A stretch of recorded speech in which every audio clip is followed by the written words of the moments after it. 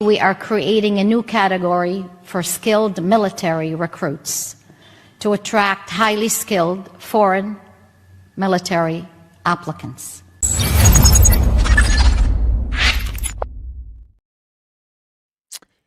Yep, you heard that right. The Liberal government is now going to fast-track foreigners to serve in our military in exchange for permanent residency.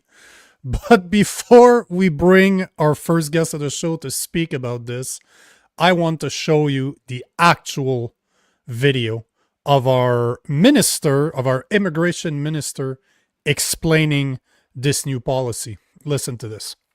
A new category for skilled military recruits to attract highly skilled foreign military applicants.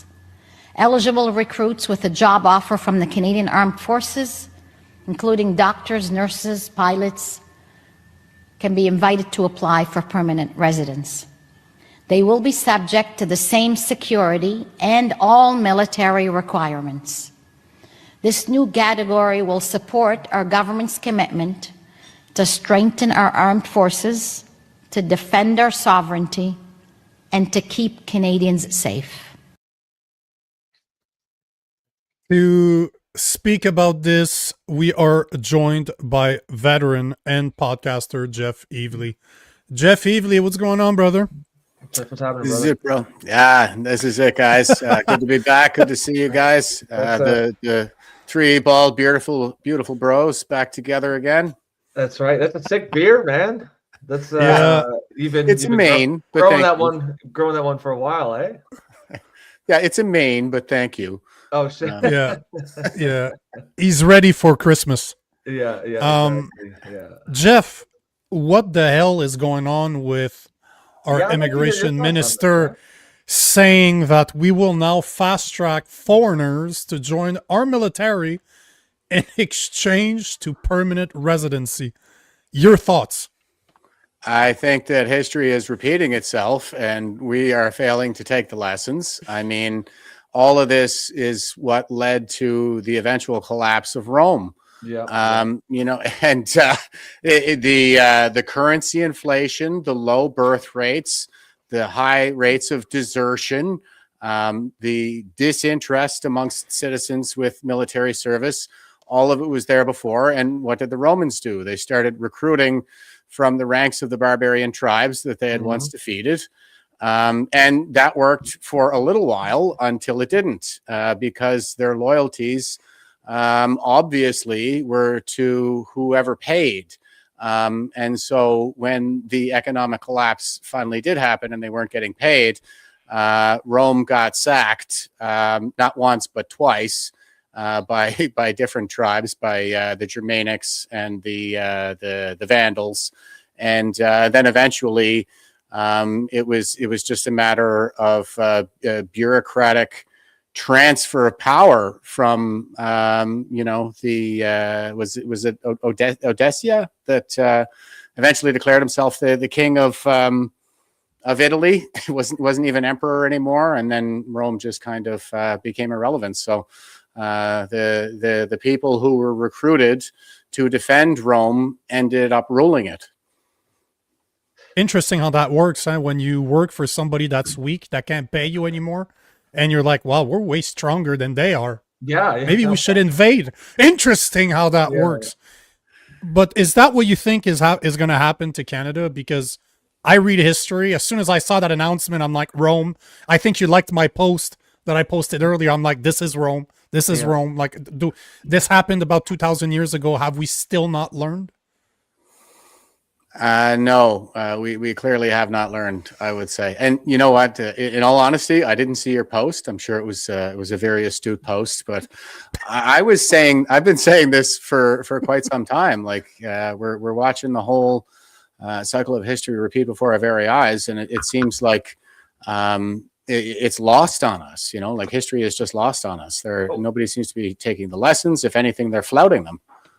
Well, and what I think is crazy, it's like, it isn't like this is some sort of unintended consequence that, we have to learn from history. It's very intuitive that this would be a bad thing, even if we didn't have the Roman example. to bring foreign people in to defend your country, even without the Roman example, it's an obviously bad idea. There's lots of, it doesn't take, you don't have to be Nostradamus to perceive the negatives of such a policy. Well, yeah, and the risk, of course, like is always they're going to have questionable loyalties. Like they're coming for, they're economic migrants at the end of the day. Now, mind you, there is a right way to do this. We've never done the right way. I know that I did my sergeant's course with a British guy who was in the British military, and then he was in the Canadian Armed Forces.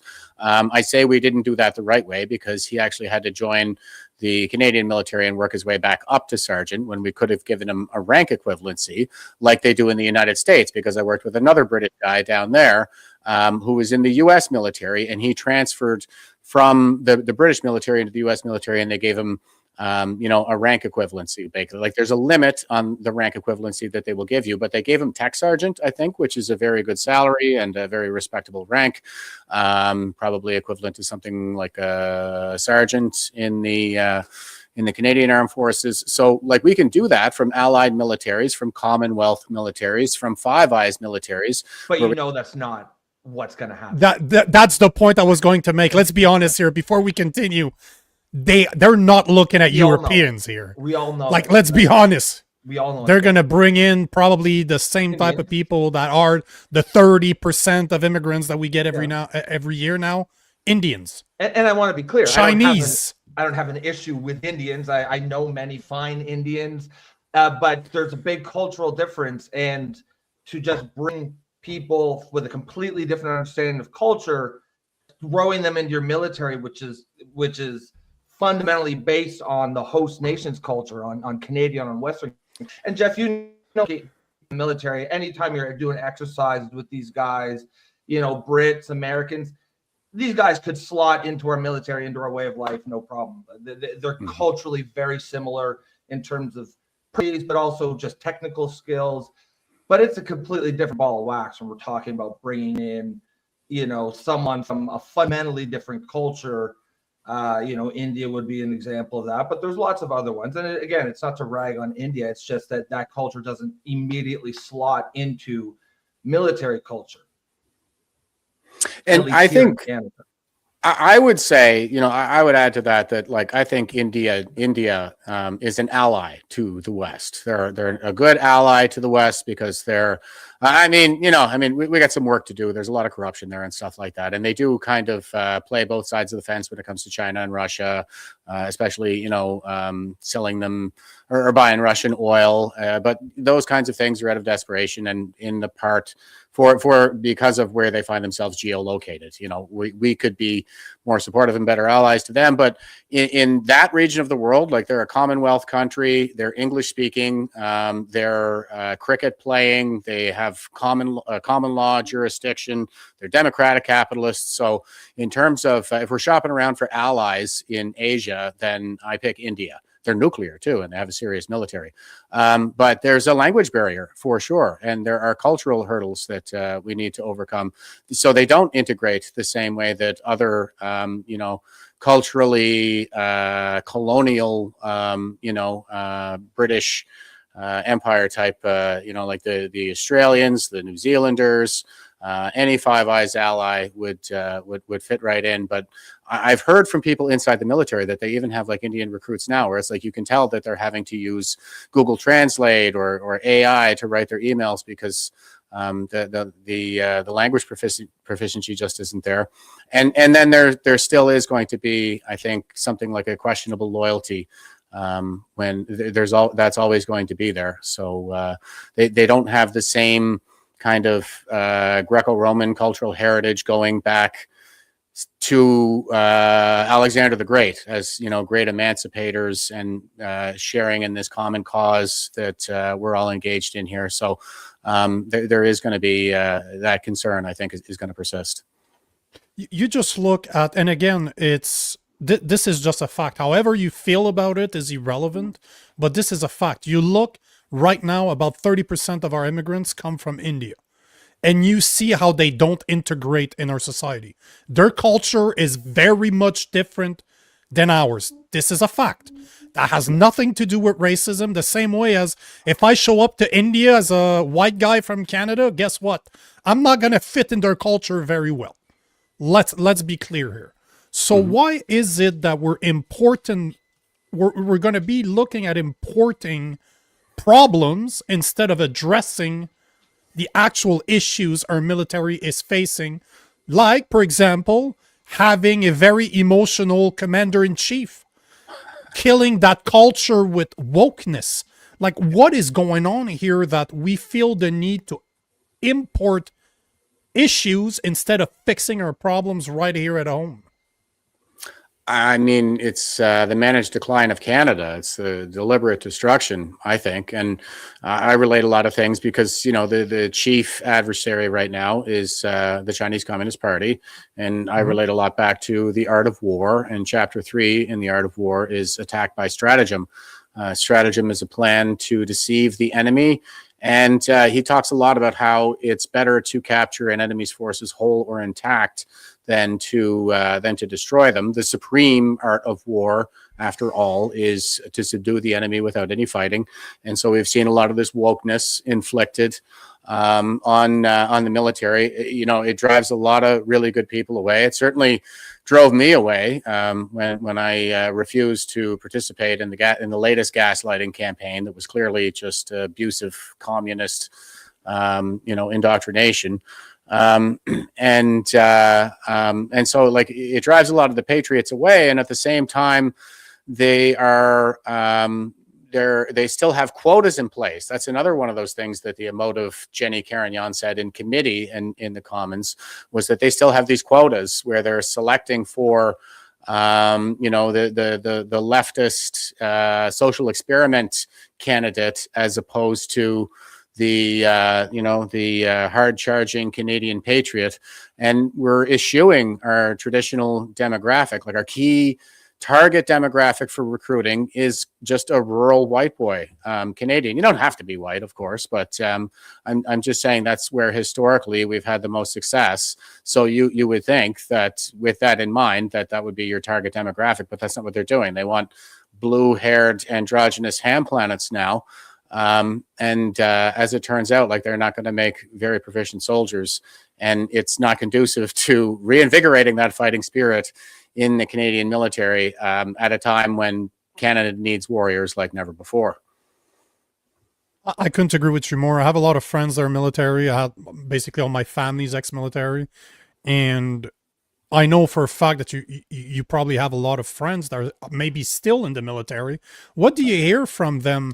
Because there has to be a bunch, because Rob talks about this. We've talked about this before, where he has some friends that are collecting a paycheck. I've heard this one from other friends too.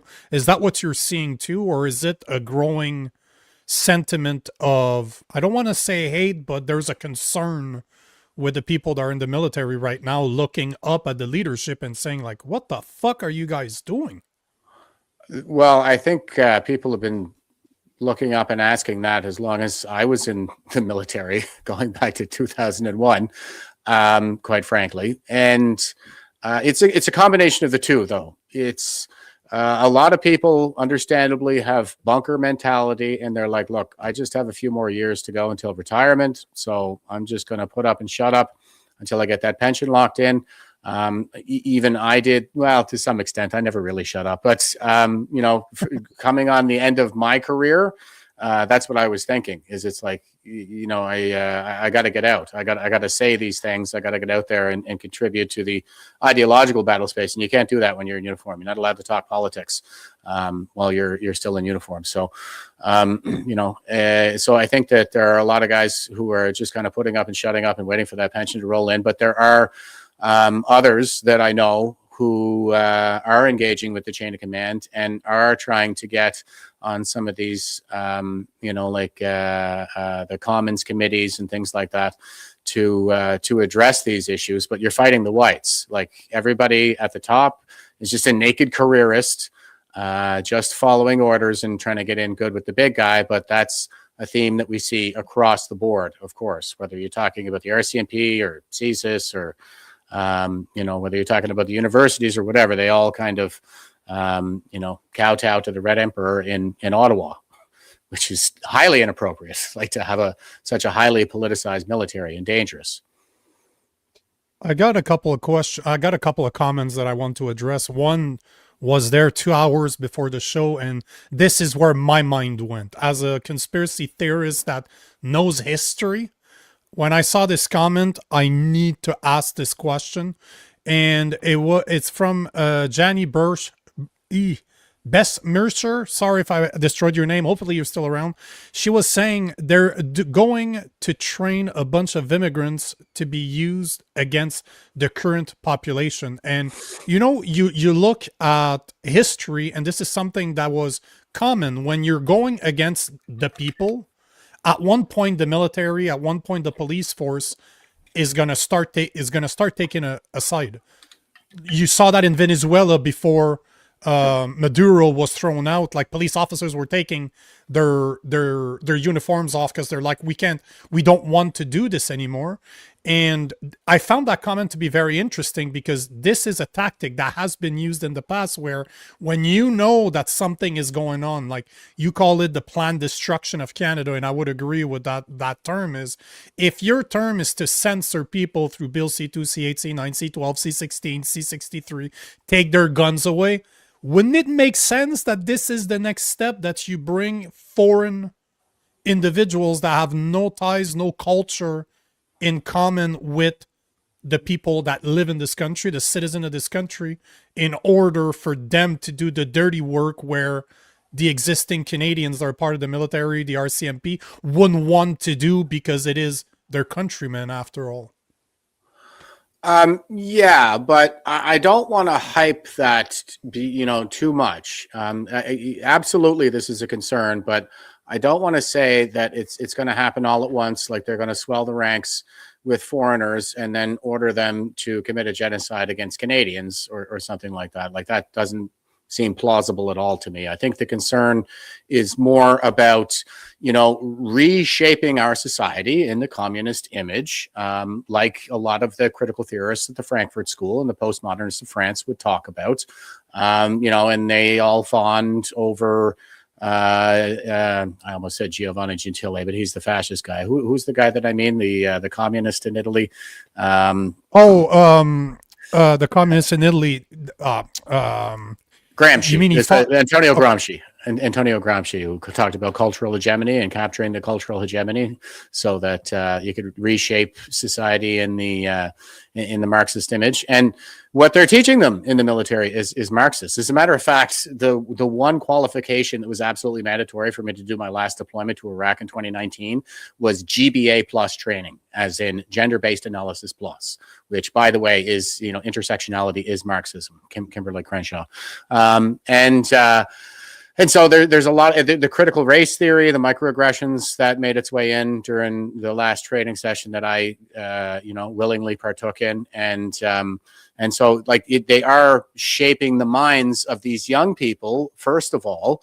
And now we're talking about taking people from foreign countries, and you're using India as an example. Now, I happen to like India as far as Asian countries go, but it's a mixed bag when it's coming from India. They have a hell of a lot of corruption issues there, and a hell of a lot of crime, and they have radicalism and extremism and stuff like that. When we were actually screening for that stuff through immigration, we didn't really have a problem with Indian immigrants, but now we do after mass immigration. And if this trend is going to continue, then we're talking about bringing people who don't really know anything about Canada, whose news reports on the kinds of things that our news outlets report on, like mass grave hoax and the likes, and that we're a terribly racist white supremacist country and this sort of thing. And they're going to bring them here, and they're going to indoctrinate them into this Marxist, anti-Western worldview, anti-Canadian worldview, where we're colonizers, oppressors, white supremacists, murderers of Indigenous children, and this kind of thing. And so it's gonna create this kind of animus, this tension between the populace and the state, and that's going to grow. It's destabilizing, really, is I think what I'm driving at here. So it's not as cut and dry as kind of throwing a switch and now the military is going to be willing to turn on the people and commit a genocide. It's more for the purpose of just destabilizing from within, I think. But I'm always talking long term, because that is one of the average individual. We're so used to instant gratification that we're not able to think 10, 20, 30 years down the road. When I ask the question, it's not something they can't do that 2 years from now. But 20 years from now, it would be simple. 10 years from now, it would be possible. I'm not saying that. It's just very hard for me to believe, considering if you take a general approach and you step back from all the problems that Canada's facing and you stop seeing them as individual silos and you look at them as a whole to say, what's really going on in Canada right now? We're overtaxed. We're seeing a very big divide building year over year when it comes to what we call the elites, the top governing part, and the commoners. Then we have our government that is trying to censor us through 6 different bills. They're going after our guns. Guys like me are getting harassed. We're all getting monitored. They all know what we're doing. And now they're talking about introducing foreigners in our military. It's literally what Rome did. And if you look at the history, the biggest reason Rome needed foreigners is because the citizens did not have that patriotism aspect to them anymore, because there was such a big divide financially between the top and the bottom. The taxation was so massive that they did not feel represented in their own country. And tell me that this is not going on right now. As the average Canadian, like somebody that their family are not first or second generation, like somebody that's been, their family been around for hundreds of years, ask them what it is to be a Canadian anymore. Like, what is it to be a Canadian today? And unfortunately, the vast majority of answers that I get is, we're not Americans. I know. It's so terrible. Yeah, and I think the really strong thread that binds us along, between the situation that we're in right now and the fall of Rome, more like the collapse, the slow death of Rome, is the self-serving leadership. So at the top, like, they're utterly self-serving. They're not for the people. They hate us. And like you said, like, they're overtaxed. They've looted the treasury. They're, playing Game of Thrones with our lives, like it's Julius Caesar, and there's just this constant, all that matters is winning. And the only principle that drives them is the lust for power. So, we see the same theme. You and I talk about the fourth turning a lot, so I'll throw that in there, the crisis era that we enter into every 4 generations, World War II, American Civil War, American Revolution, and so on. And the fall of Rome has a lot of parallels with the fall of Constantinople, which was the East Roman Empire as well. And that their walls stood for like another 1,100 years after Rome. After Rome fell. No, it wasn't that long. I think it was like 1,400 years total, but not that late. It was around 1450 that it fell, I think. So, but when it did fall to the Ottomans, to the Muslim invaders, their invaders were greeted with applause by the citizens of Constantinople itself, the seat of Christianity, because their leadership had become so god awfully oppressive and self-serving. Doesn't it sound, it's so easy for me to see us going down the exact same path, and it is impossible that it's not done on purpose. I don't believe in coincidences. People you can call them self-serving. I think they're doing it on purpose. Nobody's that stupid. I don't believe. This is where you and I often disagree on is, I'm not saying that there's not stupid people. That's not what I said.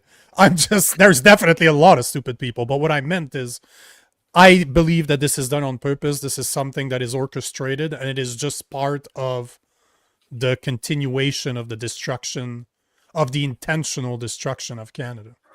It's a mix. I mean, I'm a huge proponent of Hanlon's razor. Never attribute malice where ineptitude will suffice.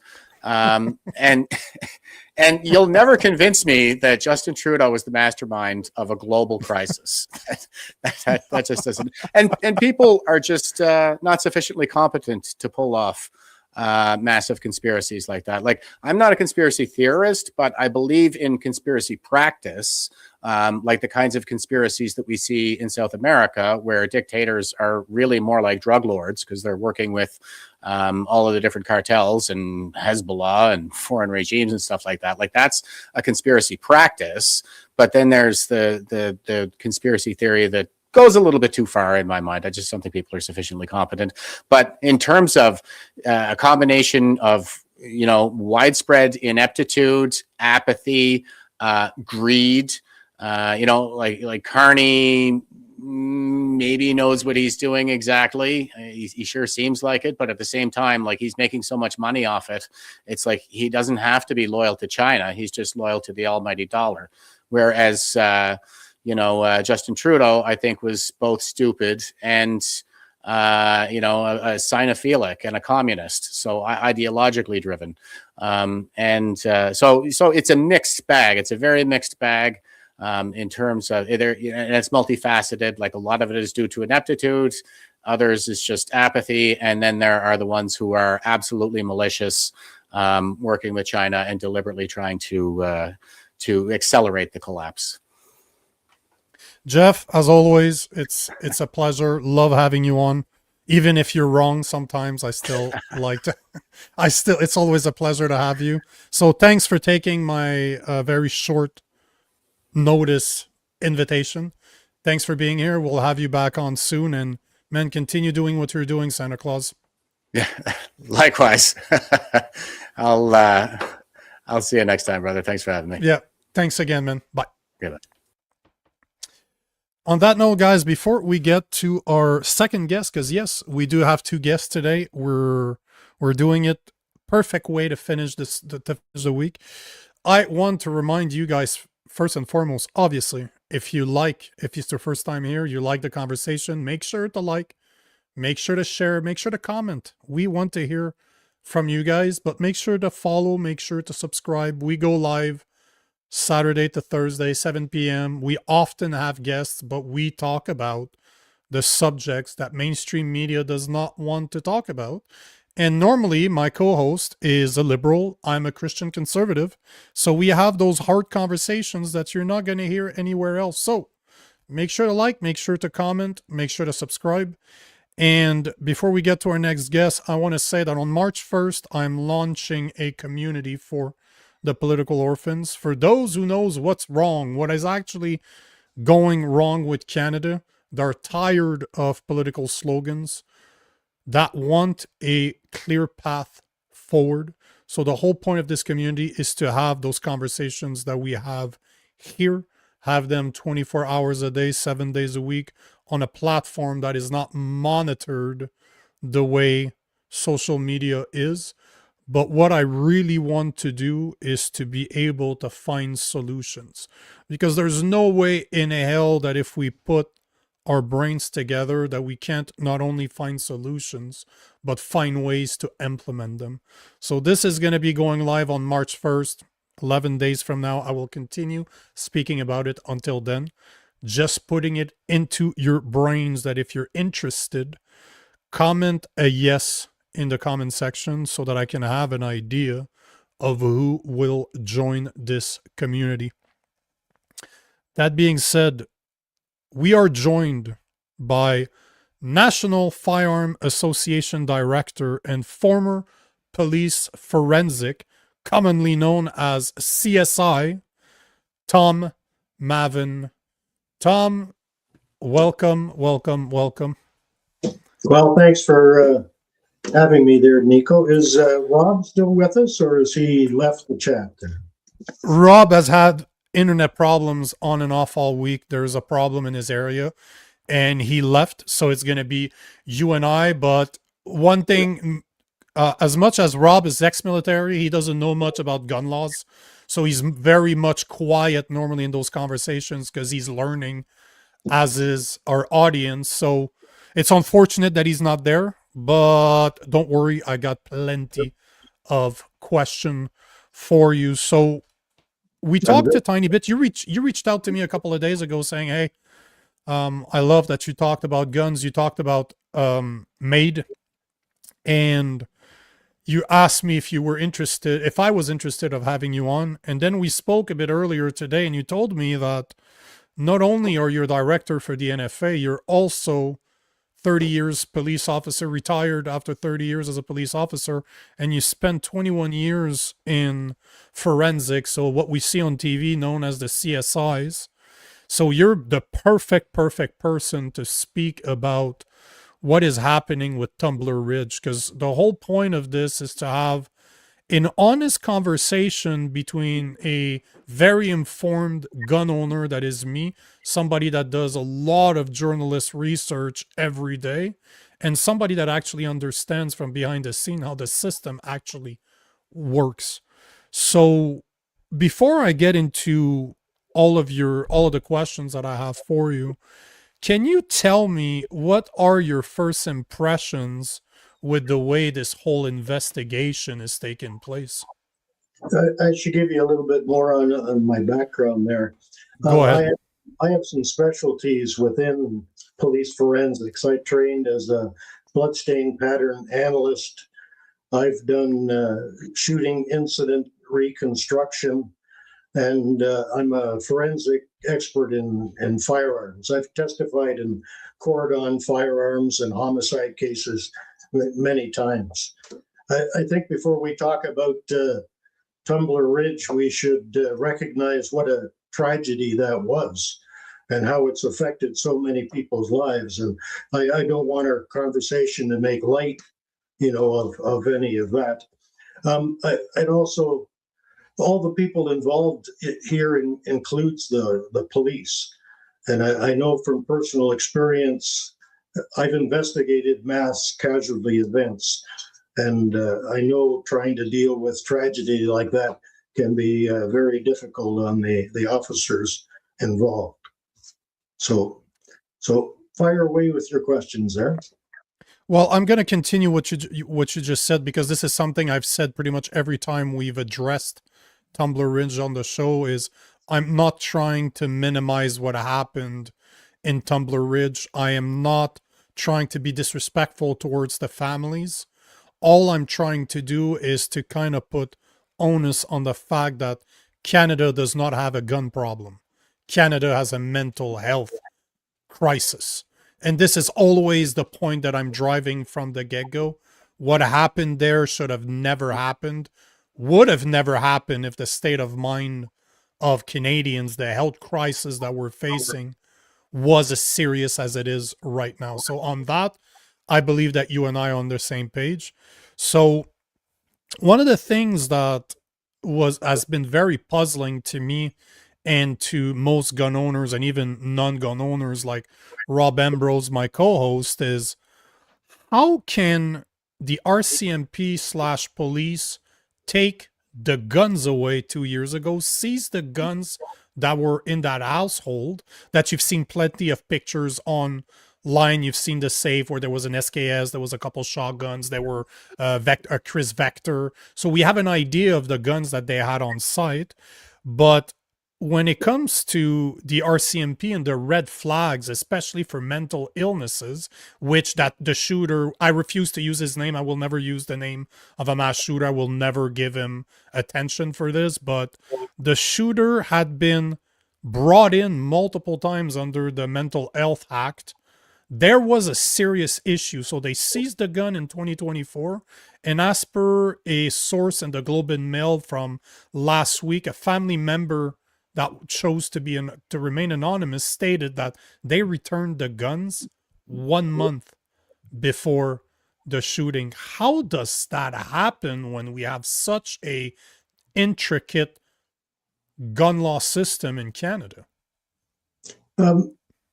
If police attend a scene and an incident where this young person was presenting himself in a way that they felt he was talking suicide, he was a danger to himself, the police without warrant have the authority to seize guns in a situation like that and take them away from the residents. So I'm assuming from what I've heard, that's what happened. The protocol then is within 30 days, the police have to appear in front of a judge and explain the seizure and explain why they want to keep hold of them. And then the family, the people that own the firearms can petition the court, and it's all decided by a judge. I hear a lot of people saying the RCMP should not have returned the firearms, but it may have been ordered by a judge. They may have argued that we don't want the guns to go back into that home because the young person, can't be trusted with them. But it was the judge who ultimately decides about those firearms being returned. It's interesting here that already the RCMP are saying that particular court hearing, the records have been sealed. So we can't hear about what the judge said, the police said. I'm assuming it was the mother arguing to get her firearms back.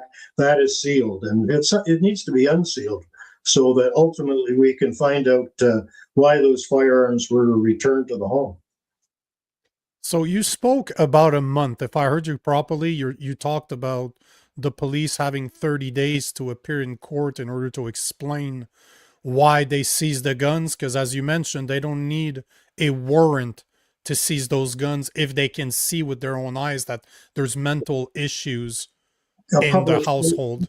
Public safety issue, yes. Exactly. You're not only a threat to yourself, but you could be a threat to others. So yeah. How do you explain that they were in possession of those firearms, something for like 18 months? That may have something to do with the court system in the province of British Columbia, like getting a hearing and then the hearing being adjourned, and the judge wanted to hear more. Who knows how long that went on before the judge finally ordered that the firearms be returned to the house. The 30 days is only the police have to do it within 30 days after the seizure. That's the only time frame here. So from your 30 years of experience as a police officer, I would imagine that you've been in court as somebody that did forensic. You're used to the court system. Can you explain why they would have sealed those records? Why are those recordings and the records of that judge decision and that whole process sealed? Why would they seal those records? I think I heard the reason was because at the time it involved a young offender, a minor, and that's why the things were sealed. It's just a touch suspicious that we can't find out that information and how those firearms came back into the home.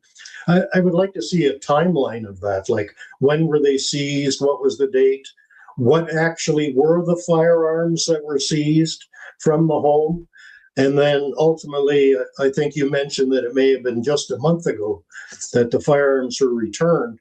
And what firearms were returned? I know from what we've seen on the internet, the mother posted a picture of inside her gun cabinet, and what I see in the picture is 7 firearms there. And were those the firearms seized and then ultimately returned? And if that's the case, it may pose a bit of a difficulty for the RCMP, because I can see in the gun safe, one of the firearms is a Chris Vector rifle. And I think the murderer in this incident at some point posted a picture of a Chris Vector rifle on a bed along with an SKS rifle. So the issue here is that is now a prohibited firearm. And there is no way that the RCMP should have returned that firearm to the residents. Like, nobody can possess the banned OIC prohibited firearms were protected from arrest through the amnesty that has been granted. But in this case, they should never have returned that Chris. So that's one of the questions I'd like to have an answer to, was the Chris returned to the family. That's a very interesting point, because I did not think about this, because it has been banned since 2024, meaning that if they did seize the guns in 2024 and they returned those guns, he should have, they wouldn't have been allowed to get it because it was prohibited. And I believe that this is the picture that you're referring to. Yes. The picture with the SKS and the Chris Vector, because this is something that I have posted myself. But you're bringing up an interesting point, because last week, was it last week or Thursday? Yeah, I believe it was over the weekend, last weekend, the RCMP commissioner made a statement saying that 4 weapons had been used in the shootings, 2 at the house, 2 at the school. And 2 of those firearms, and I'm quoting his word here, were unregistered, and they were not part of the firearm that they had seized and then returned, as in they were not aware of the provenance of 2 of those firearms. But he used the word unregistered, which, is it a mistake? Because there's a journalist that pushed back saying, by unregistered, do you mean illegal? He's like, we don't know yet. So he did not want to address that question. He kind of fluffed the question. But then when I heard that, I'm like, is he avoiding, he's using unregistered because he doesn't want to say illegal? Or are they that incompetent at the RCMP, which I've had to deal with them in the past, and I've seen a lot of the things that they said. They're not very competent in their own firearm classifications. So is it possible that he meant non-restricted, and he just said unregistered, as in the gun owner did not have to register those firearms with the government because they're non-restricted? Well, you're right to question that, because as firearms owners, we know that the long gun registry is gone. And long guns no longer need to be registered. The only thing that needs to be registered is handguns still, and prohibited firearms. So I'm not entirely sure why he was saying that. I heard as well, the RCMP haven't made an update since the 13th. And that was the time that they mentioned the firearms. And I heard exactly what you did, that 2 firearms were identified at the home scene. One of them was a shotgun, and one of them was a firearm they hadn't seen before, meaning it wasn't one of the ones that had been seized and then returned. And then the same thing was said about the school. There was 2 firearms there identified. One was a long gun, like a rifle or shotgun. And the other was, originally they said it was a modified handgun. And then they changed their mind, no, it was a modified rifle. And I think, I hate to suggest that the Chris Vector had been returned and was one of the firearms used at the school. And if you take the buttstock off a Chris Vector, it is still fireable. And then it would have the appearance maybe as a modified handgun, but certainly it would be a modified rifle. And that would be a question I would be asking, was one of the firearms at the scene the Chris that they had seized and then returned. So, but we're not getting answers to those questions. And apparently we're not going to get any answers, according to Minister Ananda Sangari, until after the investigation is complete, which I know the media is saying, oh, the investigation is complete, but the only part of it that's complete is they finished with the crime scenes. There's now a ton of stuff, I know from experience, that needs to be done in regards to the evidence and investigations and talking to people, witness statements. This could go on for months before we get an answer as to what happened here. But It's you had the exact same thought as me when I saw the picture of the SKS and the Chris Vector, and then I was reading that one of the two firearms was a modified handgun. I'm like, it has to be the Chris. I'm like, they are uneducated enough to look at a Chris Vector, look at the mag, realize that, oh, that's a Glock mag. So it could be a 9mm 45 ACP, 40 Smith and Wesson, or 10 millimeters, and they're like, oh, that has to be some type of modified handgun because of the type of magazine that it uses. Plus, a Chris Vector, you pay a few grand for it. It's not something that you're going to see very often. So regular police officers has probably never seen a Chris Vector in their lifetime before. So I was thinking, it's interesting you say that, because I was thinking the exact same thing. They thought the Chris Vector was a modified handgun. We can't answer that. We're only speculating here. 100%. Was there at the scene, and it's one of the questions the RCMP are going to have to answer. It's interesting that they've identified two of the firearms they've never seen before, but we're left to believe them they have seen the other two firearms before, and then exactly. The ones they didn't know about, where did they come from? Well, I wonder if the mother, she had a possession and acquisition license. And when they did the seizure originally and took the guns out of the house, did they take her PAL or did they cancel her PAL? Because if she still had a valid PAL, then after the guns were gone, she was still free to buy extra firearms, bring more firearms into the home. And the RCMP would be able to sort that out, because we know when Bill C-71 was passed, all transfers, legal transfers, have to go through the RCMP. Your PAL, your firearms license, has to be verified. So they may not know necessarily what firearms, but they would know if she had purchased firearms. And that's another question that we're not getting an answer to. That's a very good point, because the RCMP could be facing massive issues if the Chris Vector was indeed used. Let's say that we based our we have no proof of what we're saying. We're just kind of looking at all the pieces of the puzzle and trying to put them together, but we're speculating 100%. But that's all we got, because they're not giving us information. And as you said, it's been almost a week since the last update that we got. So if it is indeed the Chris Vector, if the Chris Vector was the modified handgun that they're speaking about, which I got the feeling that it was, but if it is indeed that, and it was seized 2 years ago, because there's no way she could have purchased that, even if she still had her PAL. She couldn't have purchased that because it was prohibited, so they weren't able to sell it. So she did not buy it legally. Since 2024, it's not possible.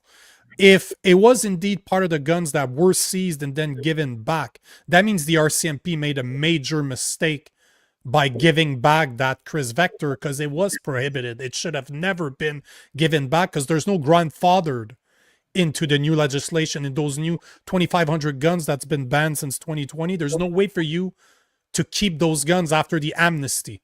There's no grandfather clause in there. So that means they made a mistake there. Then they could have made a mistake there. And then secondly, something I never considered is what you just said. What happened to the PAL in 2024? Because from my understanding, if your PAL, if your guns are seized, that means your PAL is suspended. You're no longer able to purchase firearm. That's my understanding. Maybe I'm wrong, but that would only make sense to me. That's pure common sense, that if the government doesn't think if the RCMP tells you shouldn't have those guns because there's mental health issues, it would only make sense that they cancel or they suspend your PAL. And if they didn't, potentially you're looking at two mistakes that could have cost a lot of lives. And this is what I'm fearing, is the RCMP has discovered that mistakes were made on their side, and that is why we're not hearing anything. And they're going to try to kind of let us forget that it happened by taking 2-3 months to finish their investigation. That's my fear. We do know then they returned the guns to the home to the mother. So at that time, she must have had a valid PAL in order to return the firearms to her. They couldn't have returned them if her PAL had been canceled, suspended, whatever. So I'm hoping she had a valid PAL when they returned the firearms to the home. And then if she had retained a valid PAL, like I said, she was free to buy more firearms and bring them into the home. And the police wouldn't have known about that. So that's it. It seems the more you look into it, the more problematic this whole mess is. And it's unfortunate that we have to speak about this after 8 people were murdered and 27 were injured. It's very unfortunate that we have to speak about this. And the next part is going to be a bit more unfortunate if you ask me, but I'm a big buff on history. I follow history, and I'm a firm believer that history tends to repeat itself. And we're very predictable. Our government is very predictable. And what's the thing that they did after the Nova Scotia massacre in 2020? Overnight, within 2 weeks, Justin Trudeau banned 1,500 guns without debate. He just did it. Since then, he added another 1,000. We're looking at just over 2,500. Order of council is how you call the procedure that he used in order to ban those guns. Is this what you believe is going to happen after Tumbler Ridge? In your opinion, we're speculating here. But if we look at history, I personally expect it, but nobody could be surprised if that's the case. Well, there isn't a lot of firearms left that they can ban if they're sticking with their assault style firearms. The SKS rifle is still outstanding because it's become problematic for them. And I got in the door at public safety. I'm probably the only firearms rights advocate that got in the door and talked to somebody. I talked to Amy Johnson, who has the title of Director General of Firearms Policy. And I asked her about the SKS. And she assured me that they were going to study it for a year. They were reaching out to stakeholder groups. They were going to consult with Native groups, and it was going to be at least a year before that was banned. And I've heard from public safety similar sort of things that they've been saying about the SKS.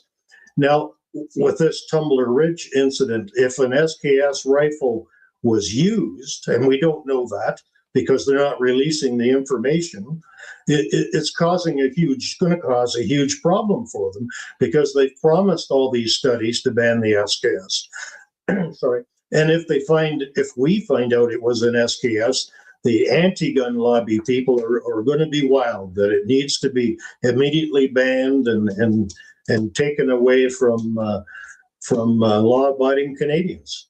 So maybe that's another reason that they're not telling us what these firearms are. I believe you hit the nail on the head. That is exactly what my thought was when I saw that SKS and I saw that Chris Vector on the same picture. That is a government wet dream right there, because they've been talking about the SKS for a very long time. Because for the people out there that might not know this, the SKS is estimated that in Canada, and it's an unrestricted firearm, so there's no way to really know how many there are, but the estimates are anywhere from 200,000 to 1 million SKS in Canada. And until 5-10 years ago, you could buy an SKS like $200, $250. You got the Chinese replica, all wood, very durable. A lot of native hunt with it because it's non-restricted, so you can hunt with it. They're all over the place. Arguably, they're the most popular gun in Canada. Arguably. There's no way to prove it because it's non-restricted.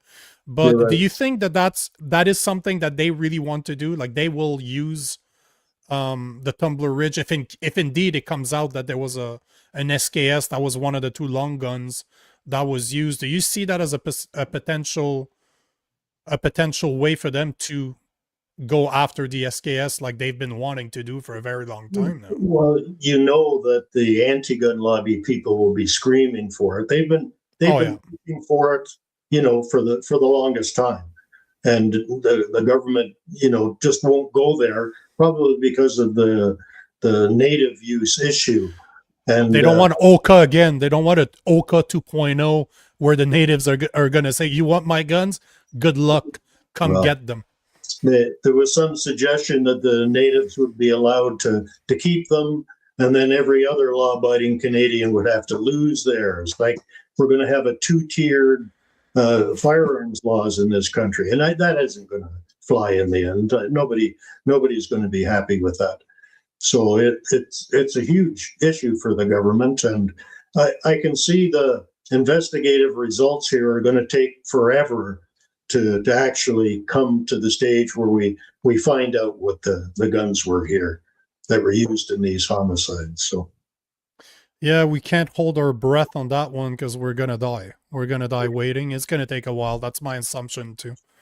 Tom, I want to thank you for reaching out. I want to thank you for taking the time to come on the show and speak about this, because there's a lot of questions and we don't seem to have a lot of answers right now. We have a lot of, we can only try to figure out what's happening, but we really don't know if we're accurate or not. So thank you for taking the time. Thank you for talking with us. And hopefully as this develops, we can have you back on the show to continue the conversation, because as a gun owner, this is something I will not let go. I will speak about this every single time there's something new coming up. And yeah, hopefully we can have you back to continue the conversation. Yeah, well, thanks for having me on, and feel free to call on me in the future, and we'll talk about these issues. Absolutely. Thank you very much for your time, Tom. Thank you. Bye. Well, there you have it, guys. We had Jeff Evely first to speak about the new fast track policy, where our government, in all their wisdom, is going to get foreigners into our military because they can't get Canadians to join. And then the second part of the show, we were able to talk with NFA director Tom Mavin about Tumbler Ridge and all the lack of answers that the RCMP is not providing us. Well, that's a lot of negative. With the mass amount of questions that are going unanswered. There you go. That's a lot easier to do. That being said, guys, thank you for joining us. Thank you for being here. I really hope that you enjoyed our conversation with both Tom and Jeff. Hopefully you enjoyed it so that we'll do it again. And don't forget, if you do have some guests that you would like to see on the show, send them to me, info@nicolagan.com. Send me your suggestions. I reach out to people all the time. I'm always looking for great guests. So let me know if there's people you think we should have on the show. If you enjoyed the show, make sure to like, make sure to comment. We always want to hear from you. So even if you're not listening to this live, you're listening to the replay, make sure to comment. We always want to hear what you guys have to say. And if you're new to this show, you've never been here before, make sure to subscribe. If you want to support independent media, you can use the QR code that is right there at the top left corner of your screen. We do accept donations. If you want to become a member, there is a subscription model on the YouTube channel for $2.99 a month. But at the end of the day, all we want is for you guys to come back. This is our last show of the week. We go Thursday to Sunday, 7 p.m. to 8 p.m. Eastern time. So today's the last one. I'm talking we, but Rob's not there. I will wish you a great night. I will wish you a great weekend, and I will see you Sunday, 7 p.m. Eastern time. Until then, peace.